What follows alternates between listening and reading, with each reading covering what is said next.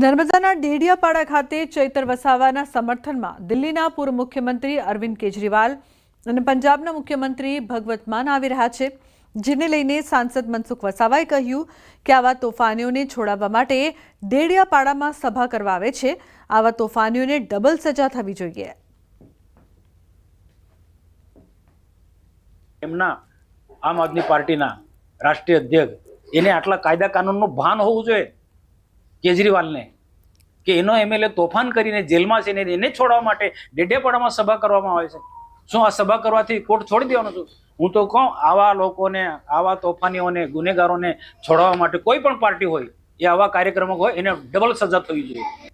તો કર્મકાંડ પર નિવેદન બાદ સાંસદે કર્યો છે ખુલાસો। સાંસદ દેવુસિંહ ચૌહાણે વિડીયોથી ખુલાસો કર્યો। હું સમાજના તમામ વર્ગનો આદર કરું છું। સાંસદનો વિડીયો વાયરલ થતા બ્રહ્મ સમાજના આગેવાન હેમાંગ રાવલે પણ સાંસદ માફી માંગે તેવી માંગ કરી હતી। તાજેતરમાં બારેજામાં માતાજીના મંદિરે સાંસદે પ્રવચન આપ્યું હતું।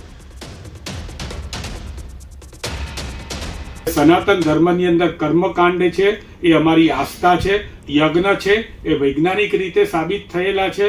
તમે સનાતન ધર્મની અંદર કર્મકાંડીઓ અને યજ્ઞ અને એના ઉપર જે પ્રમાણે બેફામ નિવેદનબાજી કરી છે એના માટે થઈને તમારે જાહેરમાં સમગ્ર સનાતન ધર્મીઓની માફી માંગવી જોઈએ।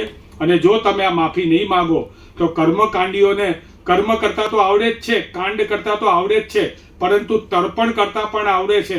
એટલે તમારી તર્પણની જવાબદારી જે છે એ સનાતન ધર્મીઓ લેશે જો તમે માફી નહીં માંગો તો। આપણા આસ્થાના કેન્દ્ર, આપણી આસ્થાના ગ્રંથો, વેદ, પુરાણો, ગીતા, આવા મહાન ગ્રંથોનું અલ્પ જ્ઞાન દ્વારા મનગણત અર્થઘટન કરીને ક્યાંક સ્વાર્થ હેતુ સાધવાવાળા લોકો હોય છે, ત્યારે આપણી સનાતન ધર્મની પરંપરાને નુકસાન ન થાય હેતુથી યોગ્ય જગ્યાએ માર્ગદર્શન મળે અને જીવન દર્શન માટે આપણને સાચા અર્થમાં જ્ઞાન મળે એ માટે આપણે પ્રયત્ન કરવો જોઈએ। આપની સમક્ષ એ જ લાગણી પ્રગટ કરું છું કે હું સમાજના તમામ વર્ગનો આદર કરું છું, સમાજના સૌનો આદર કરું છું, ત્યારે એનો યોગ્ય અર્થઘટન કરી અને સમાજ જીવન સુધી સાચી વાત પહોંચે એ માટે હું નાનકડો ખુલાસો કરવા આપની સમક્ષ પ્રગટ થયો। રાજસ્થાનમાં ચોમાસાની કૃપા હવે ટોંકમાં આફત બની રહી છે। સતત વરસાદના કારણે નદીઓ, નાળાઓ અને તળાવો છલકાઈ રહ્યા છે।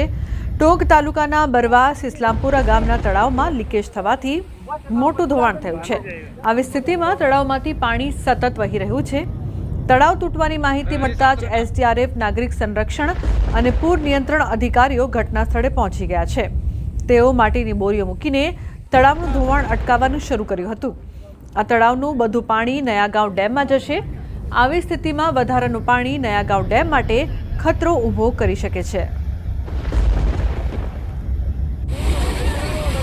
બીજી તરફ રાજસ્થાનના ટોંક જિલ્લામાં સતત વરસાદના કારણે મોતીસાગર ડેમ છલકાયો છે। ડેમ પર બનેલા 13 ટાવરમાંથી પાણી વહી રહ્યું છે।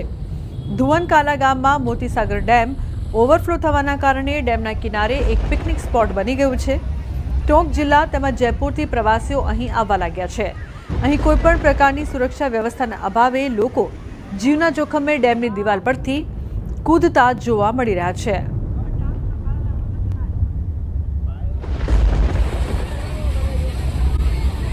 બાજુના પાડોશી રાજ્યોમાં ભારે વરસાદનો કહેર છે। રાજસ્થાન અને દક્ષિણમાં મહારાષ્ટ્રમાં, મુંબઈમાં ભારે વરસાદ વરસી રહ્યો છે। મુંબઈમાં ગઈ રાતથી વરસાદ પડી રહ્યો છે તો અંધેરી સબવે બંધ કરી દેવામાં આવ્યો છે। પૂર્વ અને પશ્ચિમ ઉપનગરો ઉપરાંત મધ્ય મુંબઈના ઘણા નીચાણવાળા વિસ્તારોમાં પાણી ભરાયા છે। હવામાન વિભાગે લોકોને દરિયા કિનારે ન જવાની અપીલ કરી છે। હવામાન વિભાગે આગામી 24 કલાક સુધી મુંબઈ, રાયગઢ, પાલઘર, નવી મુંબઈ, થાણે અને કોંકણ વિસ્તારોમાં તૂટક ભારે વરસાદની ચેતવણી આપી છે।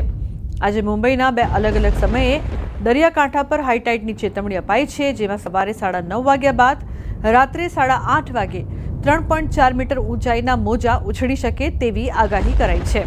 તો આગામી 48 થી 72 કલાક દરમિયાન મહારાષ્ટ્રના મુંબઈ, થાણે અને પાલઘર જિલ્લામાં ભારે વરસાદ, વાવાઝોડા અને ભારે પવનની આગાહી છે।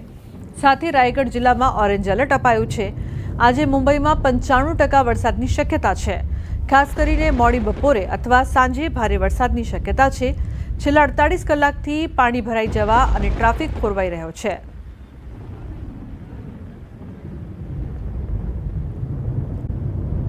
ભરૂચમાં પણ ભારે ઉકળાટ વચ્ચે મેઘમહેર જોવા મળી રહી છે. શહેરના 5 બસ્તી, સિવિલ રોડ, કલેક્ટર કચેરી સહિતના વિસ્તારોમાં વરસાદ વરસતા જનજીવન પર પડી અસર. પવન સાથે વરસાદ વરસતા વાતાવરણમાં ઠંડક પ્રસરી છે. તો વલસાડ જિલ્લામાં ફરી એક વખત વરસાદનો રાઉન્ડ શરૂ થયો છે. આજે સવારથી જિલ્લામાં વરસાદી માહોલ છવાયો છે. બપોર સુધી જિલ્લામાં વાદળછાયા વાતાવરણ વચ્ચે છૂટો છવાયો વરસાદ વરસ્યો છે. બપોર બાદ વાપી અને આસપાસના વિસ્તારમાં થોડા સમય સુધી ભારે વરસાદ વરસ્યો હતો. આથી વાપીના રસ્તાઓ પાણી થઈ ગયા હતા. છેલ્લા એક અઠવાડિયાથી વલસાડ જિલ્લામાં મેઘરાજાએ વિરામ લીધો હતો. વરસી રહેલો વરસાદ ખેતીના પાકને અનુકૂળ હોવાથી ખેડૂતોમાં ખુશીનો માહોલ છે. જિલ્લામાં વિરામ બાદ જામ્યો છે વરસાદી માહોલ. પ્રાંતિજ સહિતના ગ્રામ્ય પંથકમાં ધોધમાર વરસાદ વરસી રહ્યો છે. તો પ્રાંતિજ, બાકલપુર, વદરાદ, પોગલું, સોનાસણ સહિતના ગ્રામ્ય પંથકમાં વરસાદી માહોલને લઈને નીચાણવાળા વિસ્તારમાં વરસાદી પાણી ભરાયા છે. વાહન ચાલકો બન્યા છે પરેશાન. તો પ્રાંતિજ સહિતના ગ્રામ્ય પંથકમાં ધોધમાર વરસાદ વરસી રહ્યો છે. લોકોને ગરમીથી રાહત મળી છે. બાકલપુર, વરદાદ, પોગલું, સોનાસણમાં વરસાદ વરસી રહ્યો છે. તો સાબરકાંઠાના પણ કેટલાક વિસ્તારોમાં વરસાદ વરસી રહ્યો છે.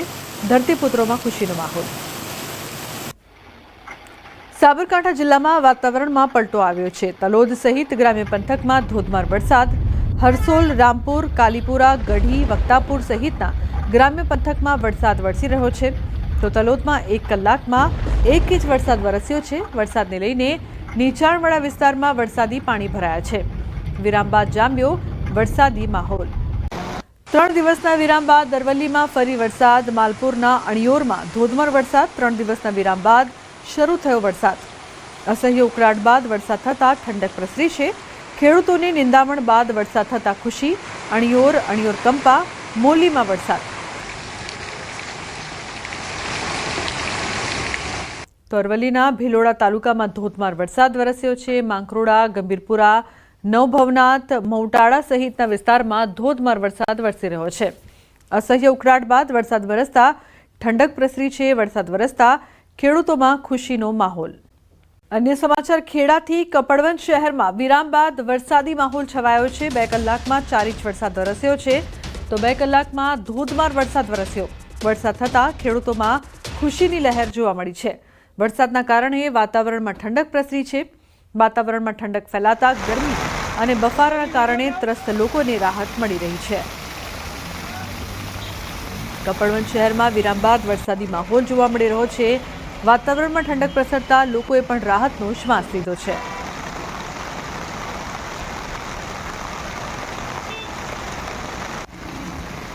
તો ખેડામાં વરસાદ. 2 કલાકમાં 4 ઇંચ વરસાદ વરસ્યો. ગુજરાતમાં ભારે વરસાદ. હવામાન નિષ્ણાત અંબાલાલની આગાહી. હજુ બંગાળનો ઉપસાગર વધુ સક્રિય થશે. ડીપ ડિપ્રેશન કે લો પ્રેશર બનવાની પણ શક્યતા છે. તો ગુજરાત સુધી થઈ શકે છે અસર. અંબાલાલ પટેલની આગાહી છે. 28 જુલાઈ બાદ ગુજરાતમાં પવનનો મારો હશે. રાજ્યના ઘણા ભાગોમાં તેજ પવન ફૂંકાશે. તો કેટલાક ભાગોમાં 50 કે 60 કિલોમીટરે ફૂંકાઈ શકે છે પવન. 4 થી 8 ઓગસ્ટે ફરી એક વરસાદી સિસ્ટમ બનશે. 6 થી 10 ઓગસ્ટે દક્ષિણ ગુજરાતમાં સારો વરસાદ વરસશે. તો 2 ઓગસ્ટ બાદનું વરસાદી પાણી કૃષિ પાકો માટે સારું નહીં તેવું પણ અંબાલાલ પટેલે કહ્યું છે. તો ખેડૂતોને કર્યું છે સૂચન. ઓગસ્ટ અને સપ્ટેમ્બરમાં પણ સારો વરસાદ થશે. ઓક્ટોબર મહિના સુધી વરસાદ રહેશે. 4 થી 8 ઓગસ્ટમાં ગુજરાતમાં વરસાદ. તો 17 થી 19 ઓગસ્ટમાં ફરી એક વરસાદી સિસ્ટમ આવશે. 23 ઓગસ્ટ બાદ વરસાદની તીવ્રતા ઘટશે. પર્વત આકારનો મેઘ જ્યાં ચડશે ત્યાં પડશે 3 સપ્ટેમ્બરથી વરસાદ. તો અંબાલાલ પટેલનું સૂચન. ઝેરી જીવજંતુનો પ્રકોપ પણ વધી શકે છે. પૂર્વ નક્ષત્ર અંગે અંબાલાલ પટેલનું સૂચન. 13 સપ્ટેમ્બર બાદનું વરસાદી પાણી સારું. 27 સપ્ટેમ્બરથી 5 ઓક્ટોબર વચ્ચે પણ વરસાદ વરસશે. એટલે કે ખેલૈયાઓ માટે અંબાલાલ પટેલે માઠા સમાચાર આપ્યા છે. આ વર્ષે નવરાત્રિમાં પણ વરસાદ પડી શકે છે. આ વખતે નવરાત્રિમાં વરસાદ વિલન બની શકે છે. દક્ષિણ ચીનમાં જે ટાઇફૂન બનેલું હતું તેના અવશેષો બંગાળના ઉપસાગરમાં આવતા બંગાળનો ઉપસાગર વધુ સક્રિય થશે અને તેમાં ડીપ ડિપ્રેશન કે લો પ્રેશર બનવાની શક્યતા રહે છે. જેનો માર્ગ પણ છત્તીસગઢના માર્ગમાં થઈને પૂર્વે મધ્યપ્રદેશના ભાગમાં આવશે. ત્યારબાદ લગભગ પૂર્વીય ગુજરાતના ભાગોમાં આવશે. પૂર્વીય ગુજરાતના ભાગોમાં ભારેથી અતિભારે વરસાદ થવાની શક્યતા રહેશે. તારીખ 28 જુલાઈ પછી વિન્ડ ગત જબરજસ્ત રહેશે. પવનનો સપાટો વધારે રહેશે. પવનનો સપાટો કોઈ ભાગમાં તો 50 કિલોમીટર અને ક્યાંક 60 કિલોમીટરનો પણ પર અવર થઈ શકે છે. અને ત્યારબાદ બીજી એક લો પ્રેશરની સિસ્ટમ 4 થી 8 ઓગસ્ટમાં બનવાની શક્યતા રહેશે. એ ઓગસ્ટ માસમાં પણ આ સિસ્ટમ ગુજરાતમાં આવતા દક્ષિણ ગુજરાતમાં તારીખ 6 થી 10માં સારો વરસાદ થવાની શક્યતા રહેશે. ગુજરાતના અન્ય ભાગોમાં સારો વરસાદ થવાની શક્યતા રહેશે. આ વરસાદ મોટા ફોરાનો છે. જોકે બીજી ઓગસ્ટ પછીનું વરસાદી પાણી કૃષિ પાકો માટે સારું ગણાતું નથી, એટલે વરાપ થઈ કૃષિ કાર્યો કરવા સારા રહે. અને ઓગસ્ટમાં પણ સારો વરસાદ થવાની શક્યતા રહેશે. સપ્ટેમ્બરમાં પણ સારો વરસાદ થવાની શક્યતા રહેશે. અને વરસાદ છેક ઓક્ટોબર સુધી ચાલવાની શક્યતા રહે છે. જી, ઓગસ્ટ માસમાં 4 થી 8 ઓગસ્ટમાં જે સિસ્ટમ બની રહી છે એનો પણ ભારે વરસાદ થવાની શક્યતા રહેશે. આ ઉપરાંત લગભગ 17, 18 અને 19 ઓગસ્ટમાં પણ એક બીજી સિસ્ટમ બનશે, જે પણ ઓગસ્ટમાં પણ સારો વરસાદ લાવશે. લગભગ 23 ઓગસ્ટ પછી વરસાદનું પ્રમાણ ઘટશે અને પર્વતાગરનો મેઘ જ્યાં ચડે ત્યાં પડશે. 3 સપ્ટેમ્બરમાંથી જે વરસાદ થવાનો છે તેમાં લગભગ ઝેરી જીવજંતુઓ વધવાની શક્યતા રહેતા ખેડૂત ભાઈઓએ જે પાછલા જે ખેતરમાં પડ્યા છે તેમાંથી પાછળામાં વીંછી વગેરે જે જંતુઓ કે ઝેરી જીવજંતુઓથી સાવચેત રહેવું પડશે. પૂર્વા નક્ષત્રમાં કહેવાય છે તો વર્ષે પૂર્વા તો ખેડૂત બેસે ઝૂલવા. 13મી સપ્ટેમ્બર પછીનું વરસાદી પાણી સારું હશે. અને 27 સપ્ટેમ્બરથી 5 ઓક્ટોબર વચ્ચે ગાજવીજ સાથે વરસાદ થવાની શક્યતા રહેશે. 17 ઓક્ટોબરે દરિયામાં લગભગ પવનની ગતિ વધુ રહેવાની શક્યતા રહેશે. જ્યાં વરસાદ ચડે ત્યાં પડવાની શક્યતા રહેશે.